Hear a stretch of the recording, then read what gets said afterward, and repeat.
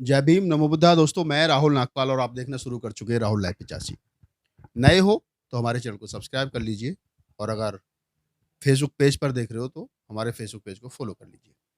मैं आज बात करूँगा अभी 2-3 दिन पहले उत्तर प्रदेश के पूर्व मुख्यमंत्री और सपा मुखिया अखिलेश यादव ने एक धमकी भरे लहजे में एक बात कही थी। उन्होंने कहा कि अगर हमारी सरकार आई तो हमने लिस्ट बना रखी है कौन-कौन से अफ़सर जो हैं वो हमारे कार्यकर्ताओं को परेशान कर रहे हैं, फिर हम उनको बताएँगे। यानी कि अगर समाजवादी पार्टी की सरकार आई और अखिलेश यादव मुख्यमंत्री बने, तो जो अफ़सर वर्तमान समय में काम कर रहे हैं या जो अफ़सर कहीं न कहीं समाजवादी पार्टी के कार्यकर्ता या जो अपराधी किस्म के लोग हैं उनके खिलाफ धरपकड़ कर रहे हैं, उनको फ्यूचर में नुकसान उठाना पड़ सकता है।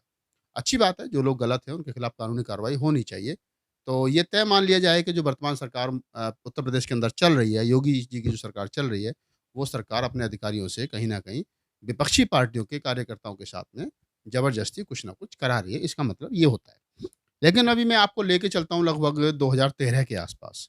13 के आसपास इसलिए लेकर के चल रहा हूँ कि एक मामला 2013 में जब अखिलेश यादव मुख्यमंत्री थे, उस समय नोएडा में एक अफ़सर हुआ करती थी, महिला अफ़सर थीं, बड़ी ईमानदार अफ़सर थीं, आप सब लोगों ने नाम सुना होगा। नहीं सुना तो गूगल करना, दुर्गा शक्ति नागपाल। दुर्गा शक्ति नागपाल आईएएस थीं और आईएएस के साथ-साथ वो एक बड़े ज़िम्मेदार भरे पद पर थीं और ग्रेटर नोएडा के अंदर क्या है कि अवैध खनन का काम जो है वो होता था। अवैध खनन कौन करते थे? वो समाजवादी पार्टी के तमाम लोग थे, जो अवैध खनन का काम करते थे। वहाँ के स्थानीय नेता थे, स्थानीय कार्यकर्ता थे, जो वहाँ से अवैध खनन का काम करते थे। दुर्गा शक्ति नागपाल जब वहाँ आईं और उन्होंने देखा कि अवैध खनन का काम जो हो रहा है, उसको रोकने के लिए उन्होंने भरसक प्रयास किए, लोगों को समझाया, नहीं माने तो धरपकड़ की और धरपकड़ जब की, तो उसमें बहुत सारे नेता समाजवादी पार्टी के पकड़ में आए। पकड़ में आने के बाद में मामला गरमाया और गरमाने के साथ-साथ दुर्गा शक्ति नागपाल को उस समय के मुख्यमंत्री श्री अखिलेश यादव ने एक दीवार को तोड़ने के दीवार जो है वो तोड़ दी, इसलिए उनको सस्पेंड कर दिया और उनके साथ में गैर कानूनी बर्ताव जो है वो किया गया। साथ ही साथ मैं यहाँ पे बताता चलूँ जब उनको सस्पेंड किया गया तो मामला बहुत ज़्यादा जो है वो बढ़ा। उस समय के जो प्रधानमंत्री थे माननीय मनमोहन सिंह जी, उन्होंने सदन में खड़े होकर के बयान दिया था कि अगर कुछ गलत हुआ है, तो हम उस पे ज़रूर कानूनी कार्रवाई करेंगे क्योंकि कानून के द्वारा ही किसी अधिकारी को आप अगर वो गलत है, तो उसको सज़ा मिलेगी और नहीं है तो फिर उसको जो है उसके साथ जो गलत हुआ, जिन लोगों ने गलत किया उनके खिलाफ कानूनी कार्रवाई की जाएगी। ख़ैर, ये मामला जो है दुर्गा शक्ति नागपाल वाला मैं इसलिए आपको बताना चाह रहा हूँ, इसलिए याद दिलाना चाह रहा हूँ कि जो अफ़सर है, जो ईमानदार अफ़सर है, वो किसी भी समाज का हो, किसी भी बिरादरी का हो, किसी भी धर्म का हो, किसी भी ओहदे पर बैठा हो, चाहे पुलिस महकमे का हो चाहे वो आईएएस, पीसीएस हो, चाहे मतलब किसी कहीं भी हो, वो उसको नौकरी करनी है और जब वो नौकरी करता है तो उसको लगता है कि मुझे अच्छा जो वो सरकार को सपोर्ट करना है और सरकार को भी चाहिए कि उसको सपोर्ट करना चाहिए। लेकिन जिस प्रकार से दुर्गा शक्ति नागपाल के साथ में हुआ और फिर अभी अखिलेश यादव जी ने जो 2-4 दिन पहले एक धमकी भरे लहजे में कहा कि अगर हमारी सरकार आई तो हम ये करेंगे, तो मुझे इसलिए ये चित्र और चरित्र याद आ गया सरकार का और वो दृश्य याद आ गया कि शायद जो दुर्गा शक्ति नागपाल के साथ में हुआ और फिर केंद्र सरकार के द्वारा हस्तक्षेप करने के बाद में वामुश्किल दुर्गा शक्ति नागपाल को जो है वो बचाया गया। उनकी हेल्प की गई, तो ये कहीं न कहीं है गलत है, नहीं होना चाहिए। अफ़सर ईमानदार है तो उसको समर्थन मिलना चाहिए सरकार का और अगर कहीं गलत हो रहा है, सरकार किसी की भी हो, सपा की हो, बसपा की हो, बीजेपी की हो, ये तो सब जानते हैं कि जब जिस पार्टी की सरकार होती है तो सीधी-सी बात है उस पार्टी के उस जाति जिस जाति का मुख्यमंत्री होता है, उस मुख्यमंत्री की जाति के अफ़सरों को ज़्यादा मौका दिया जाता है। जैसे वर्तमान समय में आप देख सकते हैं कि उत्तर प्रदेश में जितने थाने हैं, तो अधिकतर थानों के जो एसएचओ लगे हुए हैं, थाना इंचार्ज लगे हुए हैं, वो ठाकुर हैं क्योंकि बाबा योगी ठाकुर हैं। जितने डीएम हैं, वो ठाकुर हैं, एसएसपी ठाकुर हैं, तमाम बड़े सीनियर पदों पर जो अफ़सर हैं, वो ठाकुर हैं। ठीक जब इसी प्रकार समाजवादी पार्टी की सरकार होती है, तो आप देखेंगे कि यादव ढूँढ-ढूँढ करके लाए जाते हैं। चाहे उनका प्रमोशन करके उनको उस पद पर लाया जाए, तो यादवों को एक तरीके से लगाया जाता है। बसपा की सरकार होती है, तो बसपा की सरकार में हाँ, हम एक चीज़ ज़रूर नई देखने को मिलती है कि अगर डीएम जाटव है, तो एसएसपी ब्राह्मण होगा। थाना इंचार्ज हो, वो मुसलमान होगा। वहाँ एक समन्वय बिठाने की कोशिश की जाती है कि नहीं, हमको सब लोगों को साथ लेकर के चलना है।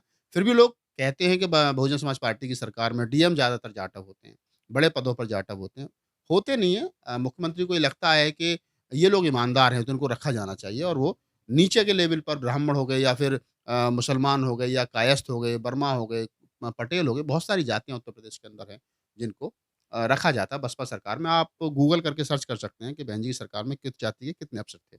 लेकिन पहली बार उत्तर प्रदेश के अंदर ये हुआ है, ख़ास तौर से बाबा योगी की सरकार में, कि ख़ास तौर से ठाकुर समाज के जो अफ़सर हैं उनको लाया जा रहा है। अच्छी बात है, ईमानदार अफ़सर है और वो डिज़र्व करता है तो उसको रखना भी चाहिए।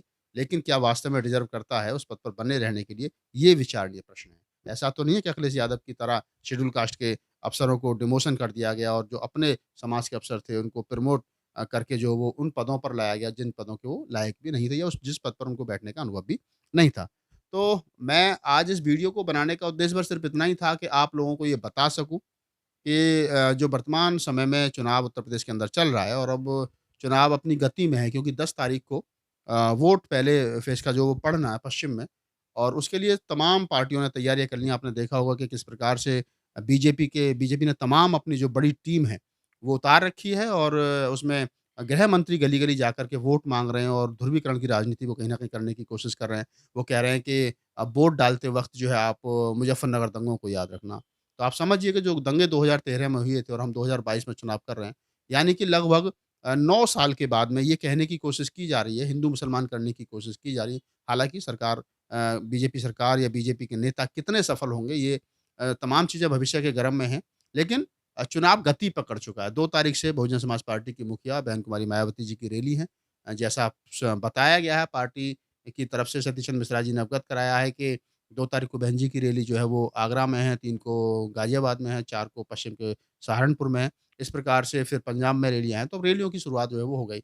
इन रैलियों के बाद में क्या माहौल बनेगा? क्या मतलब एक तरीके से जो चुनाव है उत्तर प्रदेश का, उसमें सही लोग चुन कर के आ पाएँगे, या फिर जिस प्रकार से धमकी चुनाव से पहले दी जा रही है। समाजवादी पार्टी के एक और नेता ने धमकी देते हुए अभी कुछ दिन पहले सोशल मीडिया पर एक वीडियो वायरल हुआ था, कहा था कि हमारी सरकार आने दो फिर बताएँगे। तो इस सरकार आने पर जो बताने वाले लोग हैं, या जैसे बीजेपी की तरफ से अक्सर कहा जाता है कि हमारी सरकार आएगी तो मुसलमानों को सबक सिखाएँगे, या समाजवादी पार्टी की तरफ से कहा जाता है कि अगर हमारी सरकार आई तो हम ये कर देंगे, वो कर देंगे। तो क्या ये जो बदले की भावना की राजनीति यही लोग चुन कर के आएँगे, या एक ऐसी सरकार उत्तर प्रदेश के अंदर बन पाएगी जो सही मायने में शेड्यूल कास्ट के लिए, मुसलमानों के लिए, बहन-बेटियों के लिए, या संविधान की रक्षा के लिए, लोकतंत्र को बचाए रखने के लिए काम कर सके? तो ये बहुत सारी चीज़ें भविष्य के गर्भ में हैं।